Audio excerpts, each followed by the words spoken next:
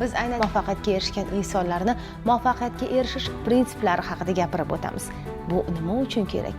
Bu sizni davom ettirayotgan yoki bo'lmasam boshlayotgan ishingizga o'zgacha yondashuv bo'lishi mumkin. Bu sizga ko'mak berishi mumkin. Demak, bugun Ilon Mask haqida gaplashamiz. Ilon Mask haqida uni onasi yozgan Rejali ayol kitobidan bilib olishingiz mumkin. Ya'ni May Mask unda shunday yozadi. Ilon bolaligida juda ham ko'p kitob o'qigani uchun uni yuradigan ensiklopediya derdik. Xabaringiz bo'lsa, bir necha yillar avval Ilon Mask tug'ilgan paytda internet bo'lmagan va bolaga ensiklopediyalarni o'qib uni yodlab olgan. Har qanaqa oilasidagilarning savollariga bemalol javob bera olgan. Shuning uchun ham o'sha paytdan boshlab uni yuradigan ensiklopediya deb atashgan.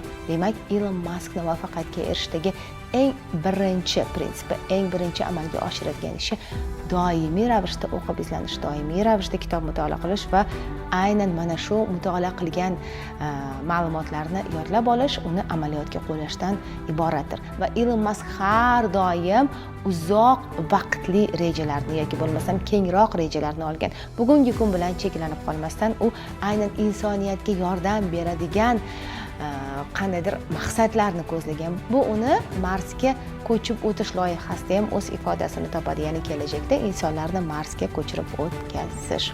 Shu bilan birgalikda Ilon Maskning muvaffaqiyat kalitlaridan yana bittasi bu insonlarning muammolarini hal qilish. Ya'ni Tesla, SpaceX kompaniyalarini amalga oshirayotgan ishlari bu aynan insonlar uchun manfaatli bo'ladigan global muammolarning yechimini o'z ichiga tortadi.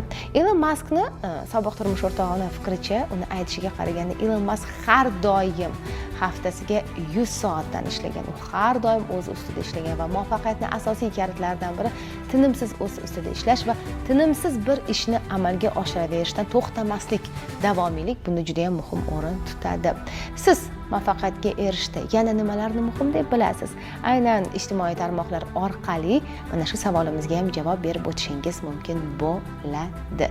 Yoshlik shijoati sizning shijoatingizga yanada qat'iyat qo'shadi. Demak, ko'rsatuvimizni oxirigacha ko'ring. Unda o'zimizning tadbirkorlar orqali so'zlarimiz isbotini ko'ra olasiz.